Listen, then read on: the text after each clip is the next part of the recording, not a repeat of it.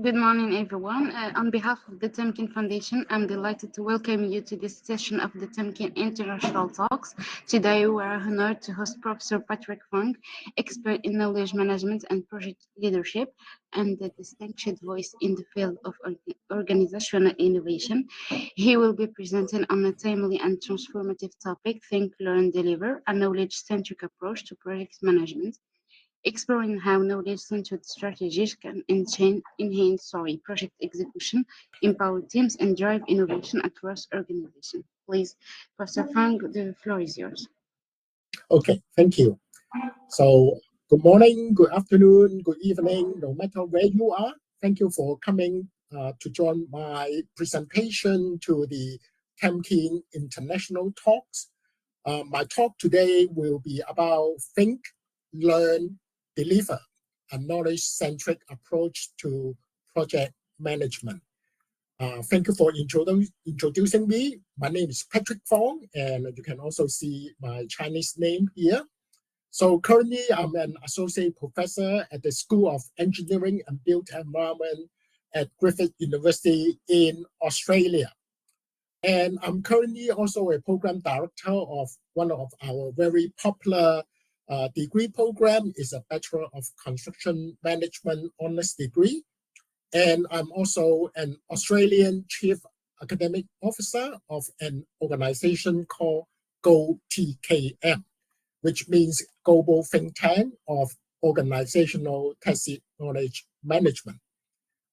Actually, this tacit knowledge management is now exploding. So if I have a chance in the future, I would like to give you a talk about this topic about tacit knowledge. So let's look into today's presentation.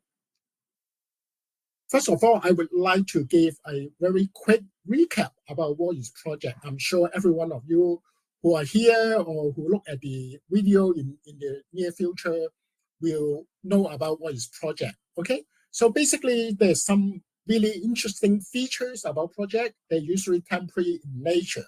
So usually have a start day, a finish day, and usually have a finite duration. For example, 2 years, 1.5 years, 2 weeks, etc., etc. And also at the end, usually there will be some kind of very unique output. For example, this output can be a building, can be a software, can be an event, or even a report.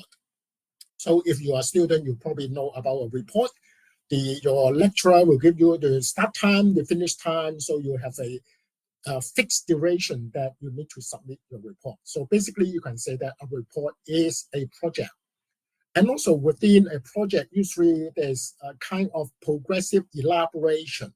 So at the beginning, may not be a lot of information, but when you start working on a project, there will be more and more information.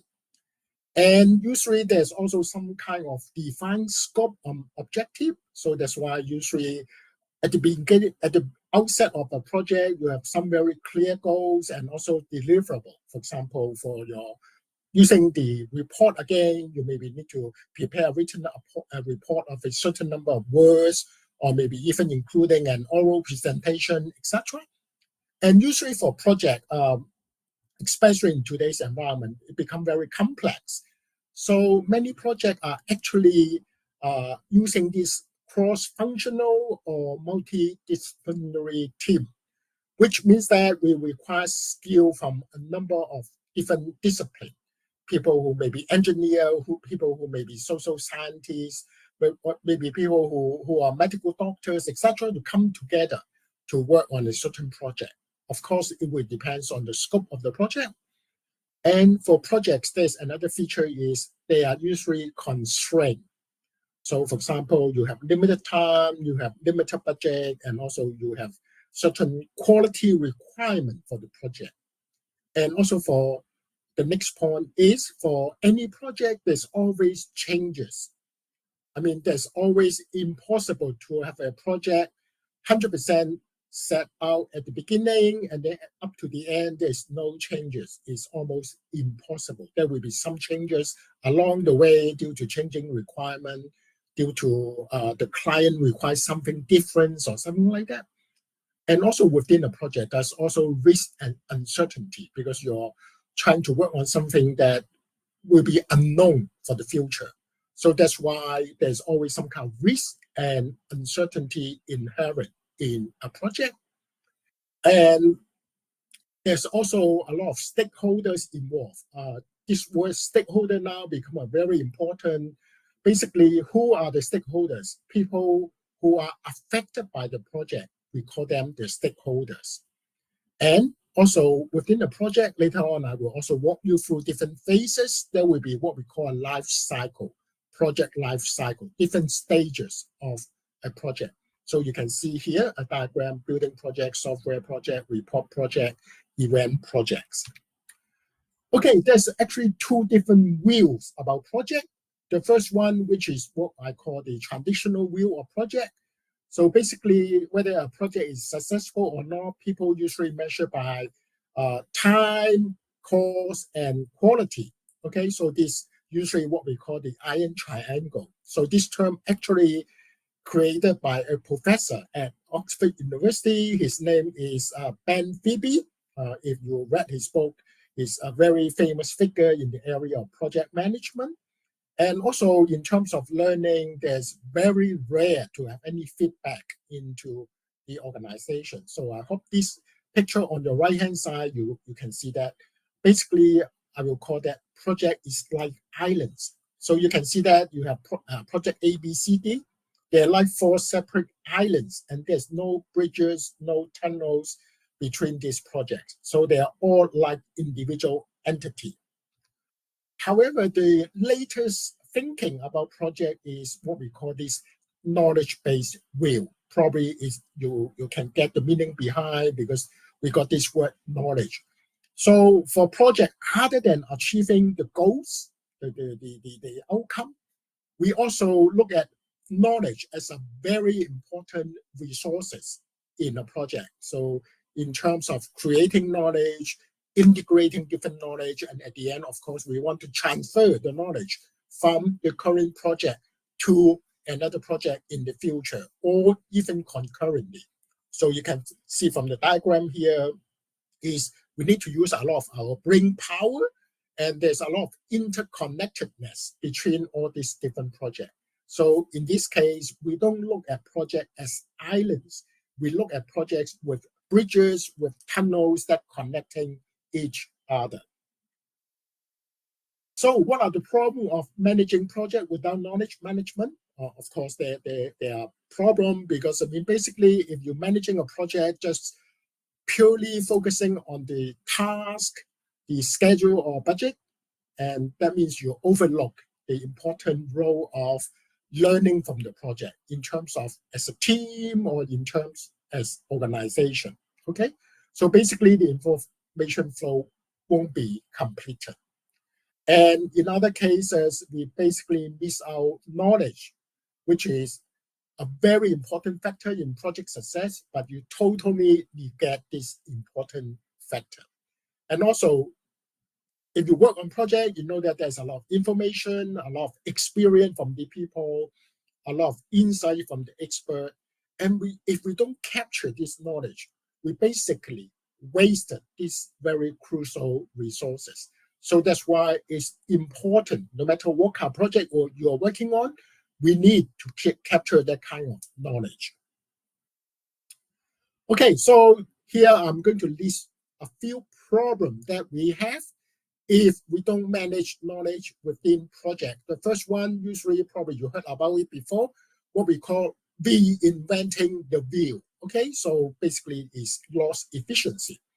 In simple terms, if you look at the diagram here, you have a stack of tires stacking up here, but this guy, instead of applying the knowledge that we have, he tried to build a cart using a different method. In this case, he tried to design a cart with square wheels. As you know, it's impossible to move a car with square wheel. So basically, this is what we call something, I mean, reinventing the wheel. So each project we start from scratch, assume that there's nothing exists before. So we spend a lot of time, important time, resources to rediscover what we already know. Okay, so basically the consequence can be duplication of effort, delay the project timeline, increase the labor costs, and also to miss the opportunity for optimization. So here, a good example here is a new software project team. They design, for example, a logging module, but without awareing that there's already a perfectly functional module already existing from a past project. So we basically, because we don't have that knowledge, we basically reinventing everything from zero. Here, I want to cite you a very important message. So there's two important companies here. So McKinsey, they reported that a lot of employees, they spend an average of 1.8 hours per day or 9.3 hours per week searching for information. That's a lot of time. So basically you can imagine, or maybe you can look at your own situation. Every day we're spending a lot of time searching for information because they're not put in the proper location or they're not put in the proper filing, etc., etc.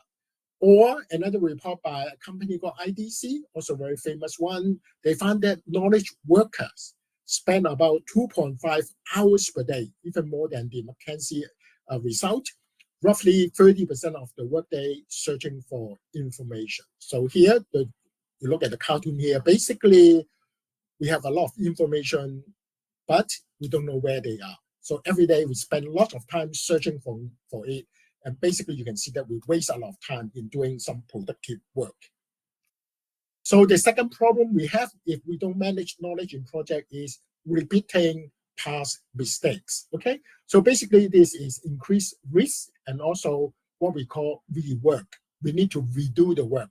And you know that this is no good in any projects. For example, if you're working on a report, you need to redo the report. Oh, that's bad news. You're going to maybe start from 30% again and then redo the work, or even start from zero again. That's even worse. So basically, the project team, they are prone to fall into the same traps as their predecessor. Okay, just like the diagram here, you can see here on the bridge, there's a lot of label here say rework. Basically means that we need to redo it. Okay, or like this guy, he didn't learn from the lesson. Every time he stumbled by this rock and he keep on doing it. Or look at this road sign, say, be aware of past mistakes.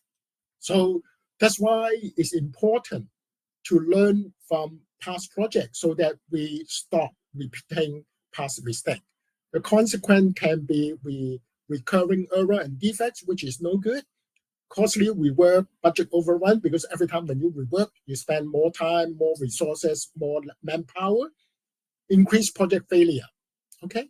And also at the end, it damages your company's reputation.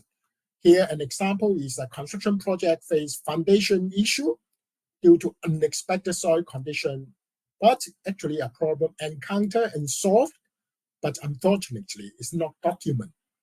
So basically, you go through a similar situation, but because you didn't document the lessons, so basically in this current project, you repeat the same mistakes again, which is very unfortunate.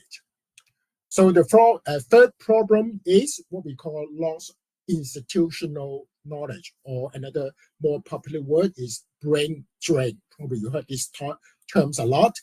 Just like this diagram, this brain, one day he walked out from the office door because of retirement, because he changed to another job.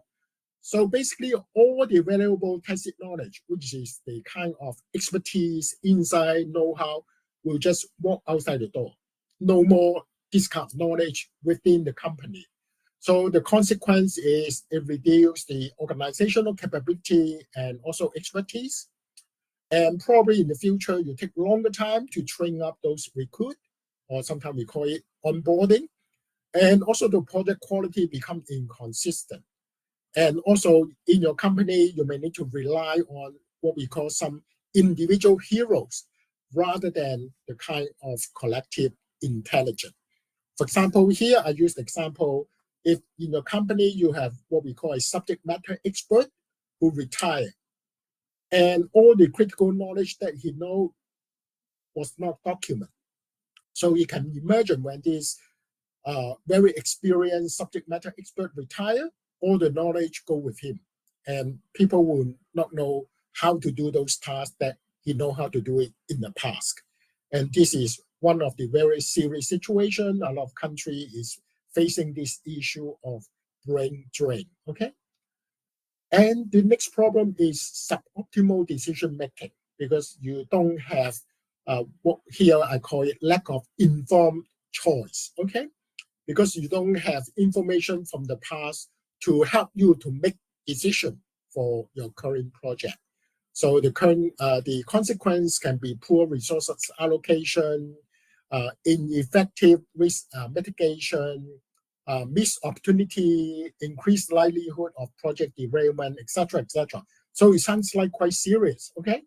So here, an example I would like to use is a project manager choose a vendor based on limited past experience, overlooking document performance issue from another department previously dealing with that vendor. So you can see that there's already another department dealing with this vendor, knowing that they don't have enough experience. So because you don't have access to that document, or even they don't even put it down in the document to pass on this knowledge, then this project manager will basically repeating the same mistake or making poor decision, okay, in this case. The last problem that we have is, because a lot of people ask me the question, why we need to manage knowledge?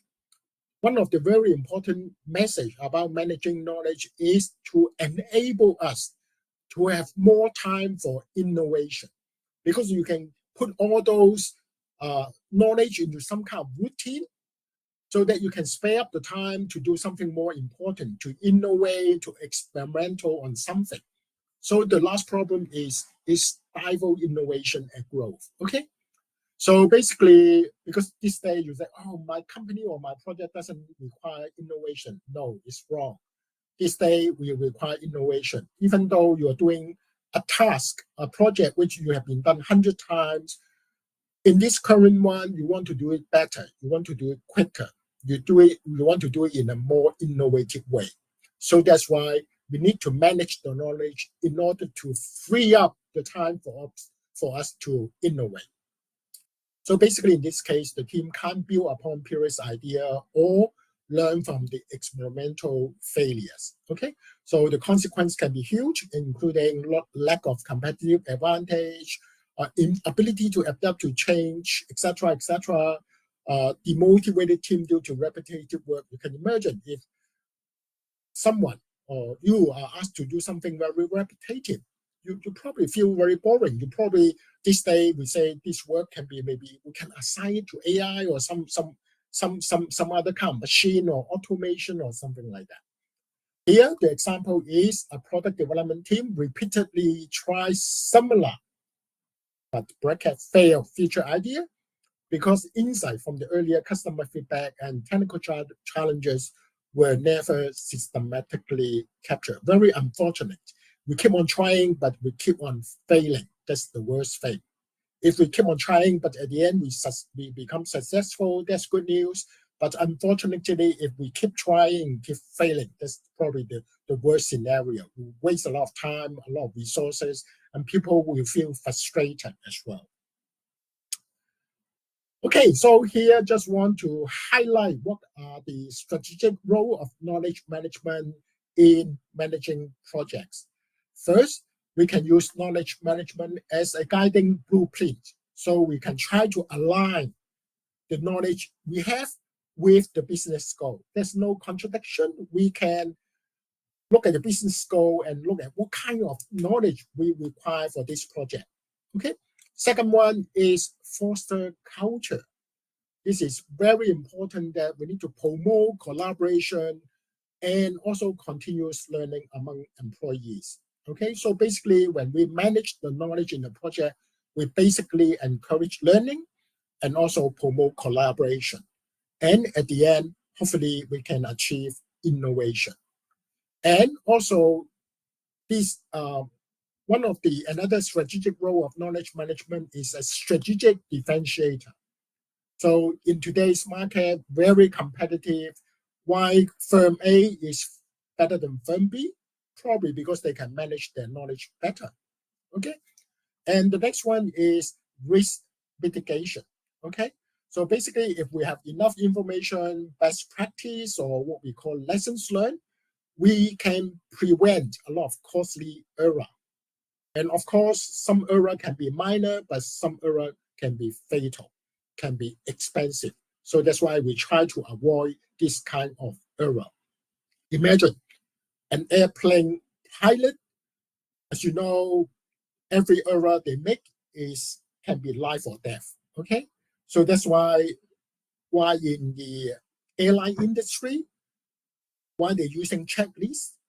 Checklist is actually a good way because you can imagine the pilots will be busy to preparing the plane to take off. There's a lot of knowledge, a lot of things they need to do. So by giving them a checklist, it's probably the easiest way to make sure that everything is done according to good practice. Okay? Because we know that during that kind of situation, there's too many things that can be require our attention. So the checklist will be probably a good way of documenting all the important knowledge and steps that we need to carry out. The last one is we need to combat this volatile organizational memory. As you know, the word volatile, which means easily evaporate. So we basically try to capture this organizational memory to prevent the loss of this valuable expertise. Okay, because if you don't capture it, just like earlier when I mentioned, when someone retires, when someone go to another company, you basically lost all this very variable expertise. Okay, here I already talked about knowledge management for a while, but here now I would like to give you a definition. I need to tell you that if you look at books, articles, or even on the internet, you can find hundreds of definitions of knowledge management. Okay? People like to interpret this term in many, many different ways. So here I give you my definition.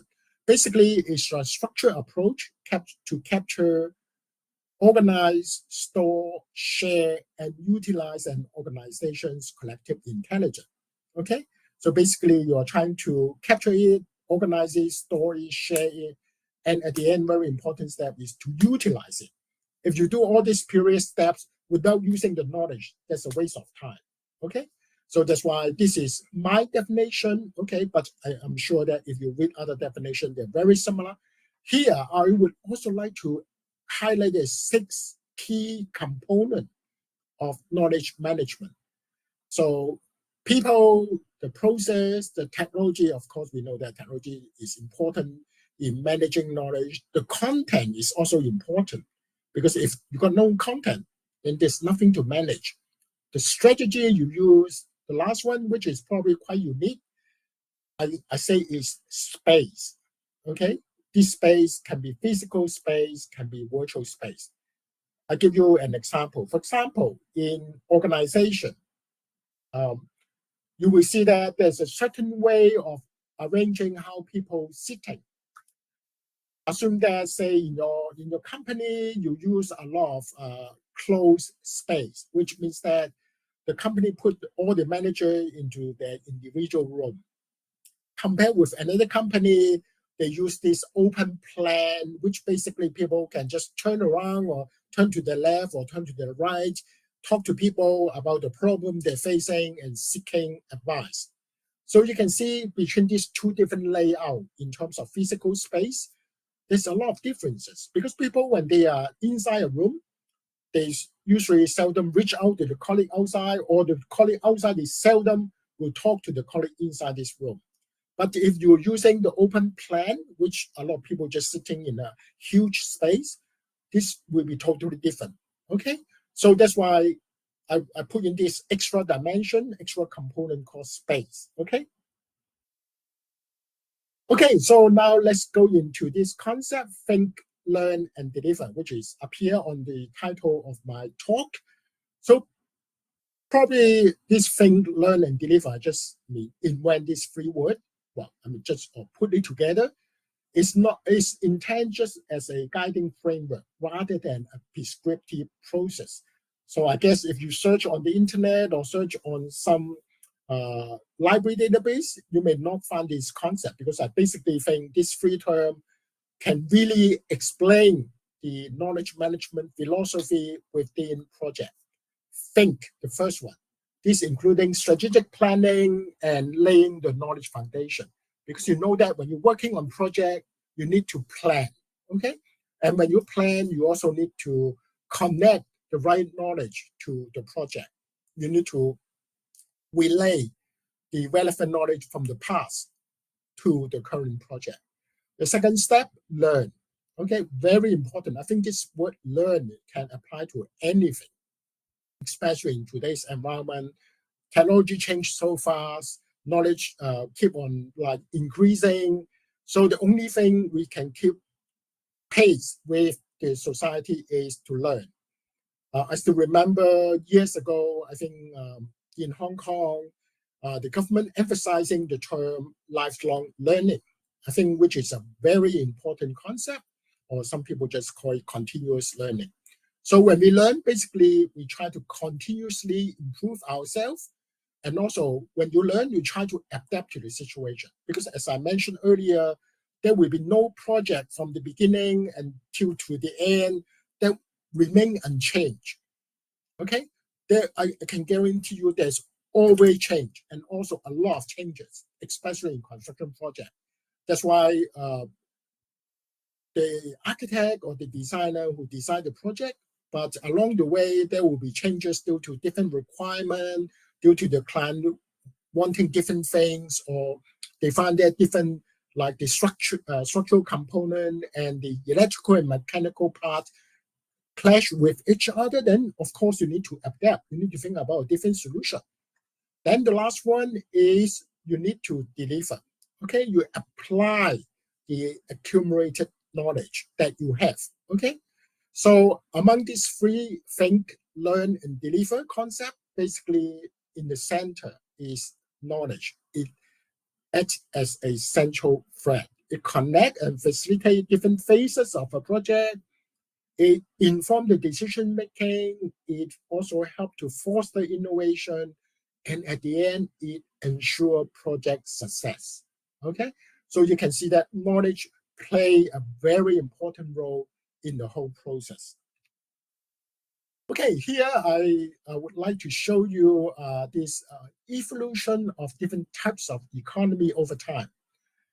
The yellow one here, you can see is declining. That's referred to the agricultural economy.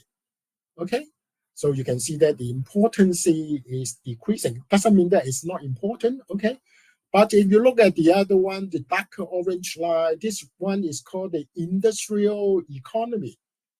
In the old day, well, probably in the 80s, 90s, production, manufacturing is very important. But now you can see that it's now different. Then we have another new economy called service economy. Okay, so it's rising, but now you can see that from 2010 onward, it's actually dropping.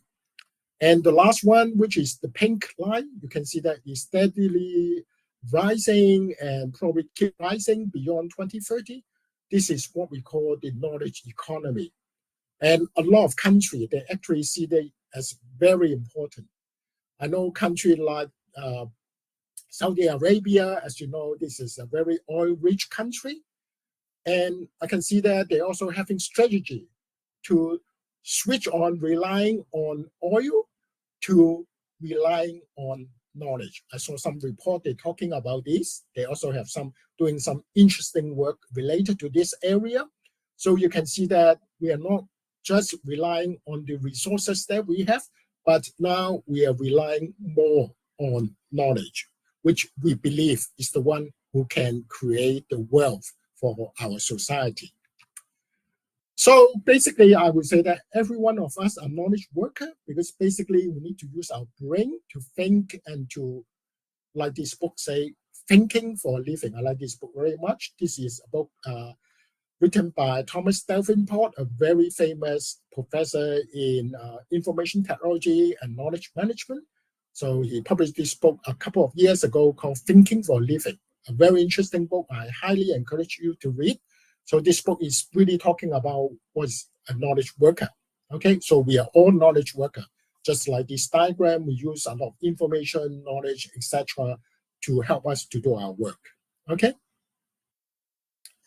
Now we jump into the next slide, which is talking about the project life cycle phases. Earlier, I mentioned that I will put some time into it. Basically, in any project, these are probably the possible 5 stages that we have. Again, I need to remind you that if you look at different textbooks, they may give you 6 stages, 7 stages, etc., but basically they're very similar. So you have the initial phase, the planning phase, the execution phase, and then you have the monitor and control phase. And at the end, you have the closure phase, okay? Because as I mentioned earlier, for a project, you will have the end date, okay? So that's why you will have the closure phase. So here you can see that it's very much a linear process, but one thing make it different is during the monitoring and control stage, you have the feedback loop. So, So wherever you learn, no matter success, failure, you basically need to feedback to another project for the planning stage so that they can learn from the good knowledge or the failure from another project, okay? So that's why this feedback loop is important. Without doing it, it means that we basically just dump all the knowledge we learn from the project somewhere without learning it, okay? Okay, so here there's I call it the knowledge management cycle within a project. So basically there's 4 steps. You can see identify knowledge, share knowledge, apply knowledge, and then the last one is to learn from the knowledge and also hopefully to generate new knowledge, okay? So identify knowledge is important at the beginning of the project. You need to find out what kind of knowledge is required. You either find people with that kind of knowledge or you learn from knowledge of past project. Then the next one is within the project. When you're working on the project, people need to work together. That's why we need to people who have different expertise or who represent different stakeholders to work together on the project because we require that knowledge.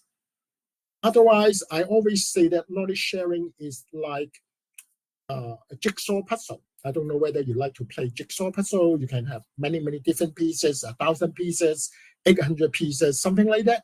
So you can imagine everyone is holding some knowledge. Unless everyone willing to put this knowledge together, otherwise no one can get a full picture, the whole jigsaw puzzle of whatever we have, okay? So very important, different stakeholders, different partners, they all need to put the knowledge together in order to have a full picture about the project, okay? So the next one is apply knowledge, okay? So basically, you need to put knowledge into practice. As you know, this is important, just like what you learn from university, from college, you need to put it into practice. And that knowledge that is important because before that you can just call it academic knowledge, but when you put it into practice, that become practical knowledge or experiential knowledge. That's the very important knowledge that we need to have. And the last one, learning and new knowledge generation. So basically, when you work on a project, you generate a lot of knowledge, insight, etc. You need to capture it, put it together for future reuse. Okay, so this process is continuing. Okay, is continuing. Okay, constant improvement, continuous action, and organizational learning is basically the kind of capacity to maintain or improve the performance. Okay, so this is very important concept by Peter Senge, and he's written some book about this concept, organizational learning. And the last one is catalyst for evolution. Okay, so basically, when you work on a project, you need to continue to adapt because, as I mentioned, keep on mentioning, saying that when you work on a project, it will keep on changing. The requirement changing, you need to change your plan, you need to change your target, etc. If you just keep on aiming at the same goal without changing, at the end will be disaster. So that's why within a project, we require this continuous improvement and adaptation. Okay, so let's look at the 3 different concepts within this knowledge-centric application in project management. The first one think, okay? So in any project, the beginning step is to define the objective, the scope, etc.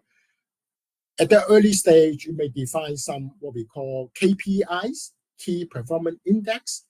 That's a good way to measure a project, whether it is progressing well, whether it's behind schedule, whether it's over budget, etc., etc.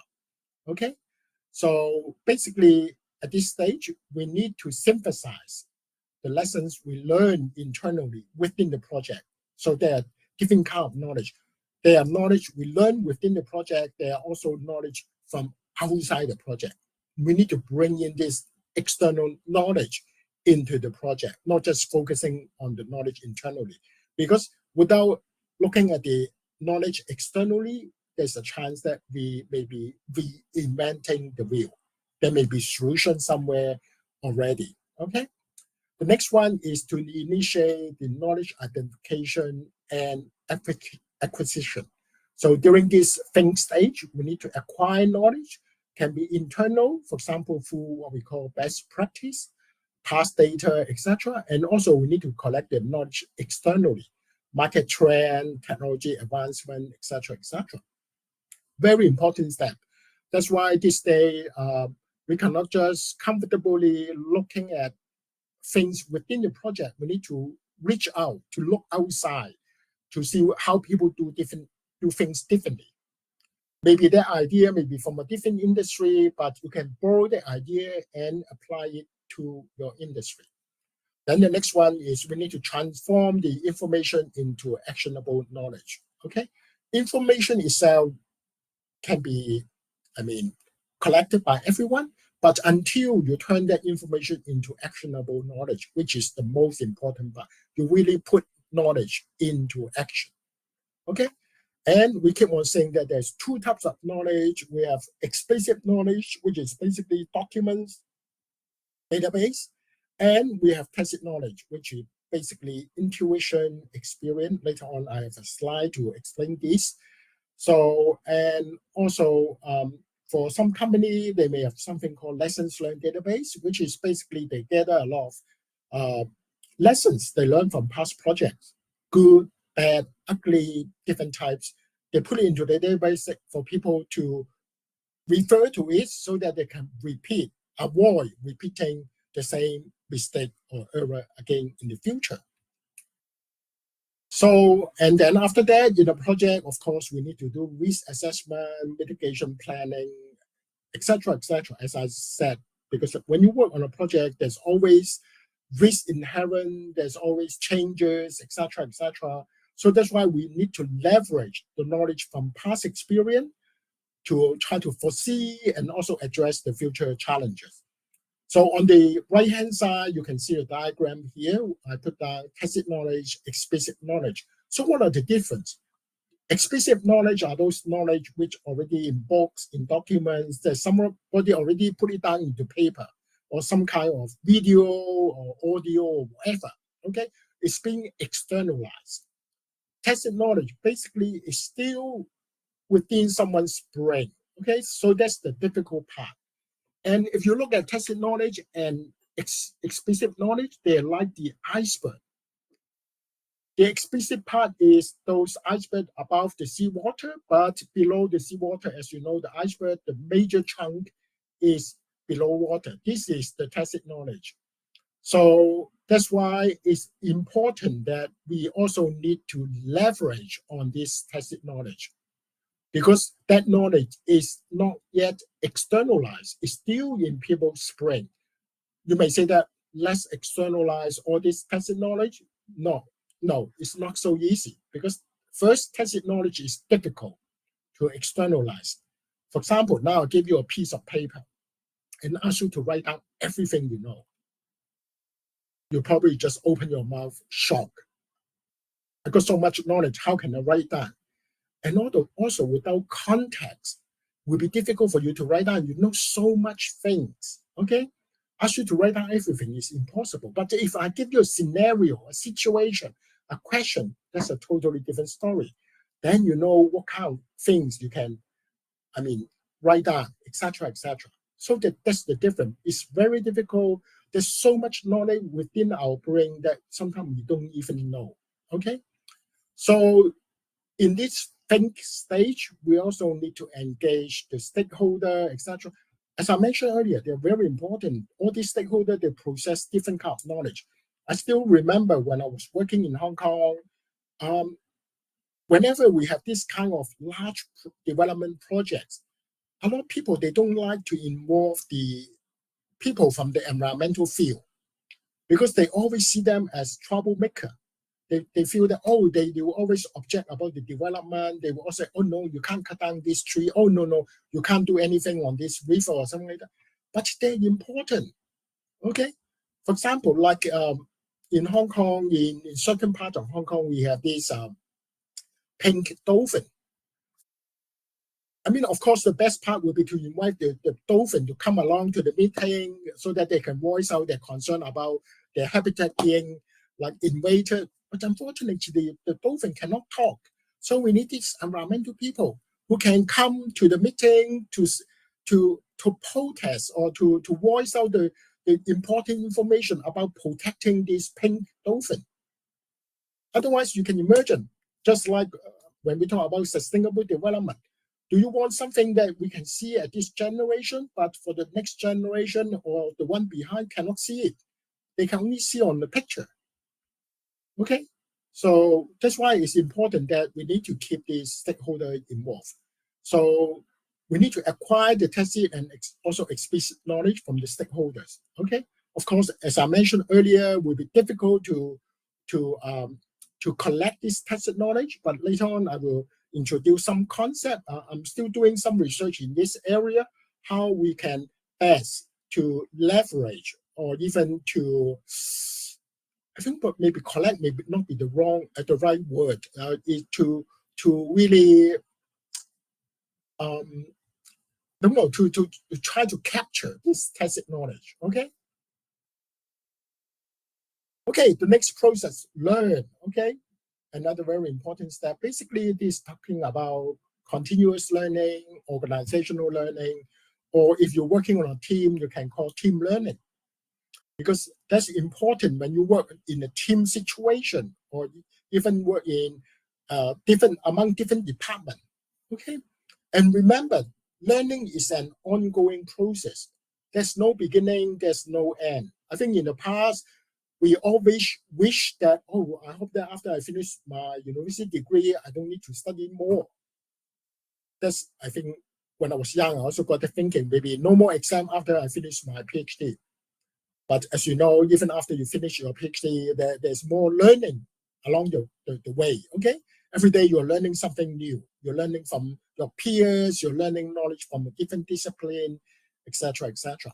And the next step in this learn process is knowledge sharing dissemination. Very important because, I mean, people try to convert this tacit knowledge into explicit knowledge. Here you can see that I put a quotation mark. It's not easy. Okay, there are different ways of doing it. There's some special way of doing it. And also in knowledge management, we have this term "ba," which is a Japanese word, which means that it's a kind of shared space for knowledge creation. Okay, so within knowledge management, we believe that there's different "ba." Okay, here I mentioned there's 3 types of "ba." You can have physical one, you can have virtual one, you can have mental one. The physical one is just like the office space I mentioned earlier. Okay, so the challenges is if we don't share knowledge among different disciplines, among different professionals, among different departments, we basically create what we call silos. Okay, knowledge silos. So the knowledge just stay within that silo, and there's no cross-fertilization among different silos. And that's the worst thing that we can have in a project. And also the next thing we are talking about, psychological safety, knowledge flow, etc. If you want to know more about this concept of psychological safety, how you can speak freely within a kind of team environment, this is a famous topic researched by Professor Amy Emerson from Harvard Business School. She wrote some books as well as quite a number of articles in this area of psychological safety, a very famous guru in this area. And of course, we need to capture the lessons learned and also the best practice, because as earlier we mentioned that if we don't capture it, it will disappear. So we can carry out what we call a post-project review. So when a project is completed, then we can have some kind of meeting to look back, say how we can do the project differently. But some people say that that's probably too late, because at the end of the project, that means we can't change anything. A lot of people say maybe even in the middle of the project or at different stages of the project, we should carry out this kind of lessons learned exercise. Okay, so basically during the process, individuals or the team need to have a clear reflection on their performance. They need to be genuine. Okay, you can say everything I've done is good, but you can also say, oh, maybe I should do it differently in this situation.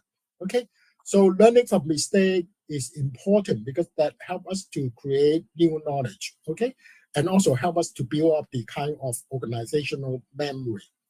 Okay, here adaptability is also important in project. That's why learning play a very important role, because as I mentioned, project never or seldom just unfold as planned. So you require to be adaptable, etc., etc. Okay, so in this stage, we can do the learning process. Can we do some control experiment to test the assumption, etc., etc. Because I mean, during a project, we need to maybe try out different things. Okay, of course, I mean, if in another project I already tried this out, then of course we can learn from that lesson. So within this process, we can hopefully learn something new, and this new knowledge can fit into some other future projects. And the last one, delivery. Okay, deliver. This is the execution phase. Okay, very important to apply the knowledge, the skill, etc. that we have. Okay, extremely important. And a lot of company actually, I don't know whether you know it or not. I can tell you a story here. I put down my story. Years ago, I worked for a company. I started working for this company. So the first day I joined, they give me like a very thick file or document. They call this the company manual. At the time I looked at it, I said, why they ask me to read this company manual? I mean, it's a boring document. I mean, they write down all these different things, but I know nothing about the company. At first, I think, oh, the company may be lazy. They don't want to spend time to coach me or something like that. But at the end, when I look at the document, I think it's a very important document. No matter you call it company manual, standard operating procedure, it's actually they put their best knowledge into this document. It's like they capture all the important lessons.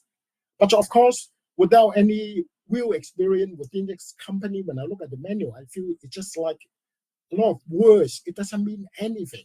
But actually, it's a lot of knowledge of that company they put into this company procedure for people to follow. But for beginner, if you know nothing about it, this document basically doesn't mean anything.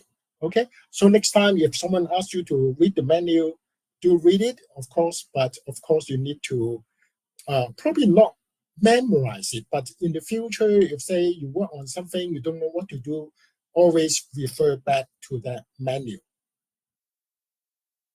And also in this deliver phase, we need to generate new knowledge. And also this knowledge can be used as some kind of early warning system, because within the project, we have all these key performance index. So when say you see that, oh, the project is start to like over budget, then it's a good indicator that you need to do something about it. Okay, so this knowledge is useful for you to give you something like an early warning, as well as to flag you, say that you need to do something in order to change the direction of the project back to within the limit. Okay, because I mean, for a lot of projects, if you're over budget, the project will end, because I mean, a lot of developers, a lot of clients, they cannot afford to give more money for a project, especially in the government department, because they already got fixed budget for a project. You cannot just go back and ask for more money. And for the project closure, that's also important. That's where we archive the knowledge. Okay, this knowledge, as I mentioned again, no matter good is success or failure, but I can tell you that a lot of companies, they will capture the knowledge about their failure, but not many of them will capture the knowledge of their successes. Okay, but I will tell you that they're equally important. Of course, it's important to learn from failures, learn from mistakes, learn from errors, but it's equally important to learn from successes because we want to repeat those successful lessons. Okay. And here we say that we can capture explicit knowledge, like put it into documents, video, files, etc. But for tacit knowledge, as I mentioned earlier, sometimes it's difficult to capture this tacit knowledge because it's within people's head. So there are several different ways of doing. For example, if say you have a colleague who's retiring, you can conduct something called exit interviews. Okay, so asking some question or ask them to describe some successful or failed experience or something like that. Okay, that's called exit interview. This day, a lot of large companies, they will do it, or do something called learning history. When they work on a project, they learn something, they write it down or something like that. And the last one, which is called storytelling. I think storytelling is quite a good way of codifying this tacit knowledge. Okay, people are very good in telling stories, and people are very good in remembering stories. I think probably you recall that maybe when you were young, your grandma, grandpa may tell you some story, and probably this story still stay inside your head. So that's why I believe that this storytelling, telling story, can be real story, can be fictitious story, or something like that. But usually there's some kind of message behind, some kind of meaning. So that's why it's impactful, it's useful for conveying this kind of tacit knowledge. Okay, so although earlier I said it's difficult to codify tacit knowledge, but there are some ways of doing it. Okay, like exit interview, learning history, storytelling. Okay, so so the very important strategy or tools for knowledge-centric approach is, let me look at the time. Oh, sorry, I really need to. Okay, so willingness to share, optimize the environment, leadership role, overcome resistance, foster sustainable culture, avoid hindrance, etc. These are very important strategy and tools that we can use for the knowledge-centric approach. And also, of course, this day we're always talking about tools. So here we can have your company can have knowledge-based learning management system, collaborative tools, etc. So here, although I mentioned some names of some like software or something like that, but of course, there are many of them. Here, I would like to tell you that two very important strategies. One is called codification. We try to codify everything, but a lot of companies find that not effective. Why? They spend a lot of money codify the knowledge, but people don't know where to find or people don't know where to locate, etc. Because just look at simply how you put your files into your computer. Everyone do it differently. So can you imagine? We cannot, although we try to, we cannot have a common approach of documenting all this knowledge. That's why you can put it into one folder, but no one can find it.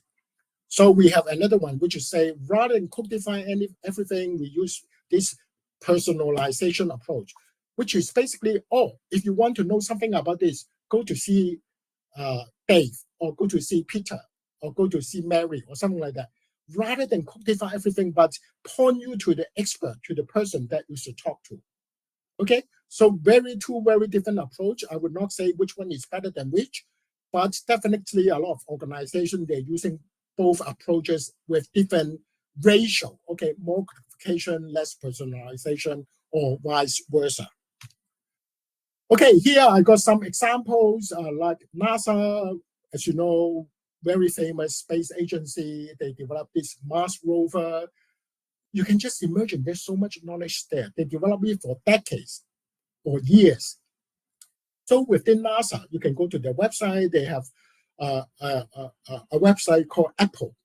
They call NASA's Apple Knowledge Services. Basically, they capture and share all this knowledge from their past mission to inform about future mission.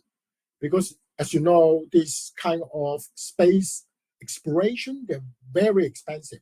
Okay, so that's why every time when you see, oh, the Mars rover is like billions and billions of dollars. That's because there's a lot of try and error, a lot of experimentation, fail and then successful, fail and then successful, etc., etc. Another example, iPhone. I think it's a good example. Everyone always waiting for the new version of iPhone coming up. But why are they successful? Because they are a very agile company. So they use a lot of rapid prototyping, continuous feedback loops. I don't know whether you join iPhone as the beta group or something like that. Every time when they push out some updates, they also always ask the beta group to test it out before they launch it. Okay, or maybe they launch any new feature in the new version of iPhone. They ask those people who are very fond of iPhone, to test it out before they launch it to the market. So that's why they are so successful. Okay, so they very quick at learning from early insight, and also very good in refining those knowledge. Another example, London Olympics 2012. Very famous project, very big project. The good news is they finished the project on time and within budget. Budget is not a must. Okay, they require a lot of planning, risk management, etc. But one thing they do very well is they have a centralized knowledge management system. Not only that, you can also go to the internet, you'll find that they actually got a London Olympics 2012 learning legacy. Is now, because the project is already finished, so basically this learning legacy side is closed, but the lessons they put there, the good practices, the innovation is still there. Okay, so you can go there and look at this learning legacy. And actually in the UK government, for a lot of major projects, they're also using this learning legacy approach. Okay, here I got some not so good example, project failures or adaptation. For example, Citibank, they have this interest payment failure. They lost some 900 million, a very large number, because of aging software employee failed to follow proper procedure. This is the kind of human error. Okay, so we need to document it. We need to let other people know. Okay, another one, JC Penney reband. So although they have a very successful CEO, but they lack of robust market research, and also they fail to align their strategy with existing customer. So basically, they have a critical failure in external knowledge acquisition. Okay, so they disregard the customer preference, etc. In today's environment, is very important. You need to know what the customer preference and what they want. So today we need to have this kind of data-driven insight and also knowledge-informed approach.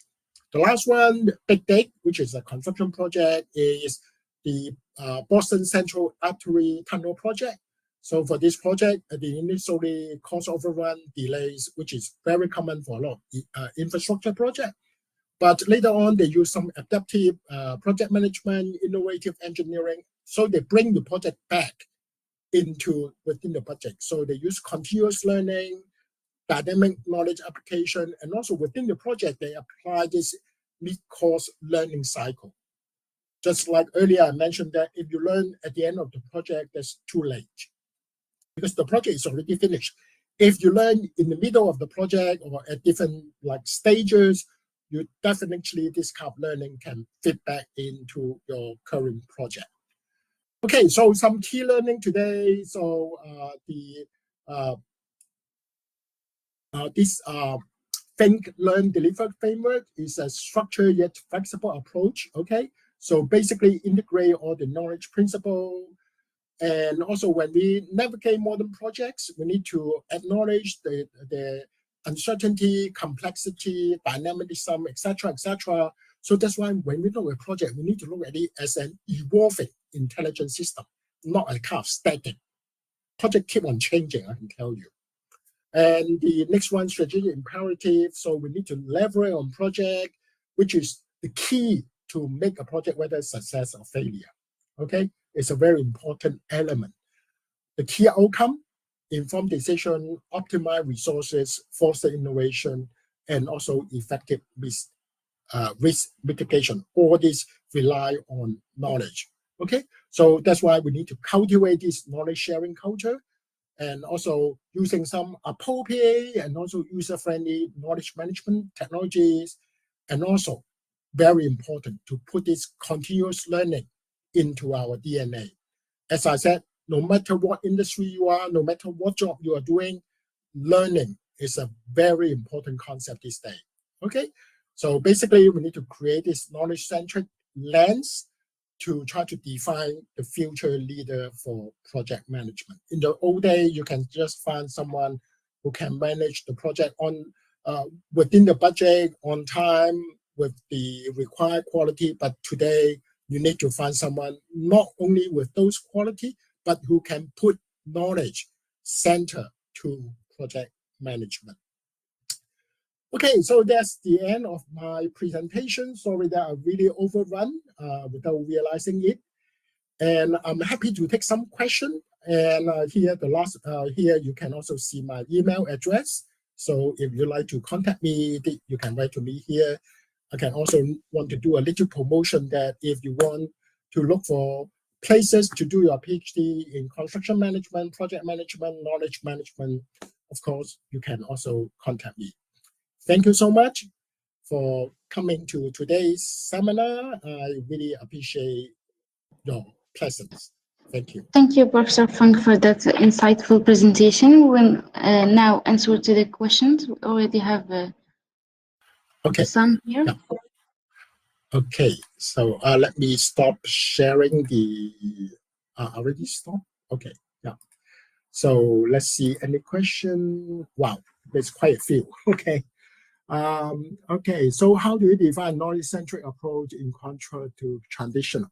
Okay, just like I explained in my early slide, I think in the past when people look at project, they only look at the time, cost, quality. So that's the ultimate goal.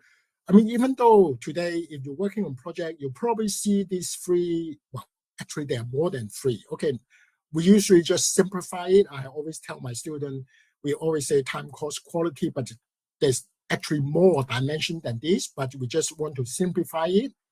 So I think because, I mean, a lot of projects, they measure your performance by these three key indicators. But I can tell you that this day, if you just manage a project based on this time, cost, quality, I think it will tend to fail. We need to bring in the knowledge because a lot of projects become very complex. Too complex for a lot of people, for a lot of humans to anticipate any problem. It's always get wrong in, I mean, different stages. So that's why this knowledge-centric is very important, to use past knowledge to help us to inform, to improve our performance in projects. So that's why this learning-centric is very important. Just like in one of my slides, I explain it just like a thread. So you can have, there's nothing wrong to just look at the project as time, cost, quality, nothing wrong. But we need the knowledge as the thread to go through all these very important criteria or goals, okay? And the second question is, since AI has become almost the key word to insert in every discussion, regardless of its topic, and since it is most relevant for AI to enhance human knowledge and projects, how do emergent technology like AI and machine learning play a role in knowledge management for a project? Good question. Yeah, this day a lot of people asking about AI. A lot of people, I mean, probably you read some articles say that a lot of people are afraid that AI going to replace human, but I think not so easily. Yes, AI can replace some routine work. That's why in knowledge management, we also emphasizing that we should put some of the knowledge into some kind of routine, rather than every time when we work on a project, we create everything anew. For example, all the template, etc. What's the point? If in some past project you already got the template, you already got the document, the form, etc., why not just use it? Because by filling up this time that you used to do those kind of routine work, you have more time to deal with those more complex decision making or sometimes even innovation in a project. So I think having AI to help us on machine learning in helping us in a project is good, but I don't think, well, at least I mean, I may say that I never see like ask an AI to manage a project. I don't know what outcome it will, because I mean, it's such a complex situation. So maybe until one day, someone can prove to me that when we ask AI to run a project, it is like 100% successful. I don't think the AI will replace us. I mean, the kind of human experience, expertise, creativity, etc. I think it's very important. And also, most importantly, the kind of interdisciplinary collaboration.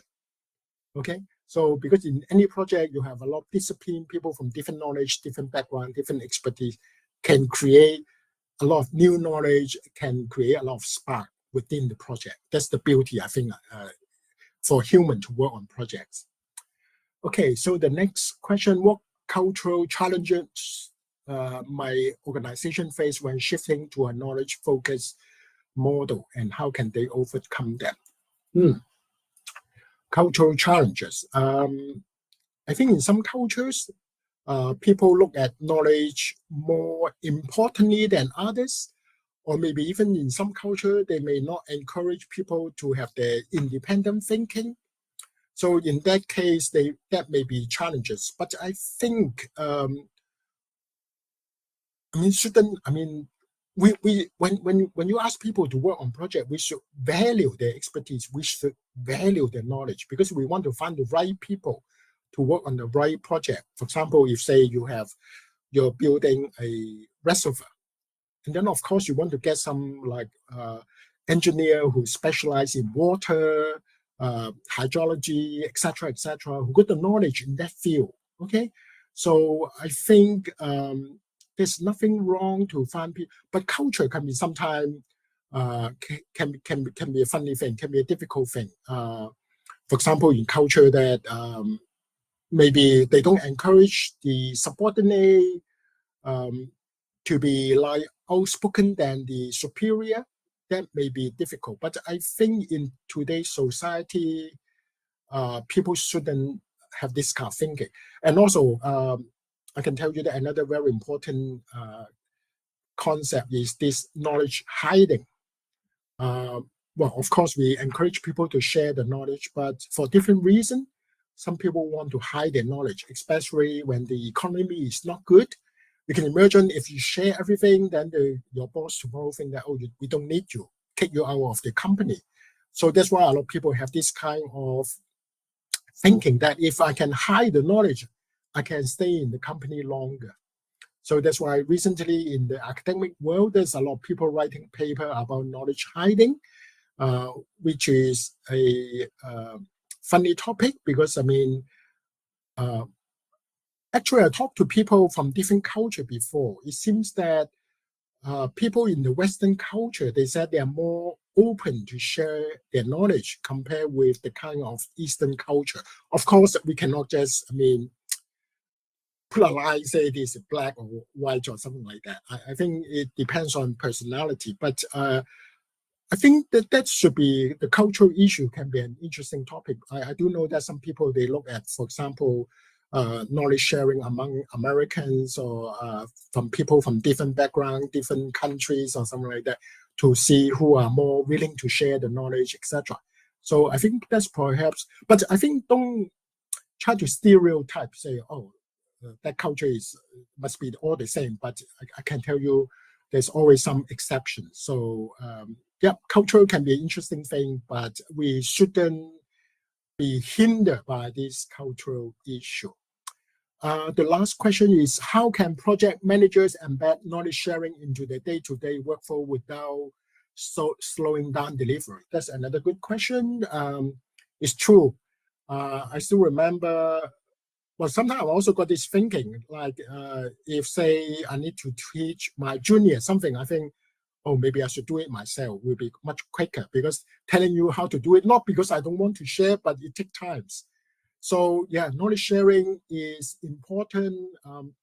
I think we can make it into, like, in a lot of situations, like day-to-day conversation or in meetings. A lot of people say in meetings, basically, we just reporting what we do or we haven't done or something like that. But we can make meetings a knowledge sharing meeting. People sharing the knowledge rather than just report on things or doing all the tick or something like that.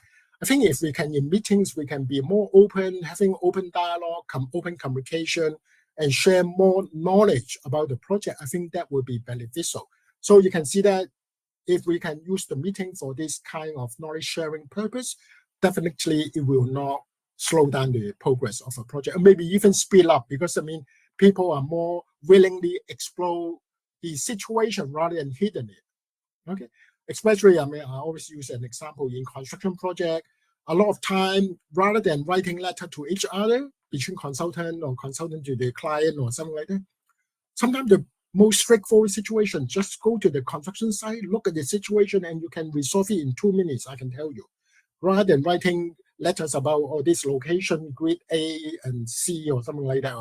I mean, sometimes, you know, it's difficult to visualize the construction site in 3D in a 2D drawing or something like that.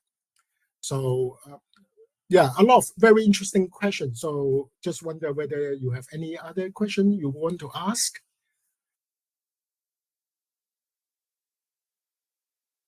I think that's all. Yeah. Thank you. Okay. Thank you. Thank you. Okay. Thank you once again, Professor Fong, for sharing your expertise and your vision with us. And thank you to all for joining us today. Thank you so much. Thank you. Bye-bye. See you next week. Bye. See you. Bye-bye.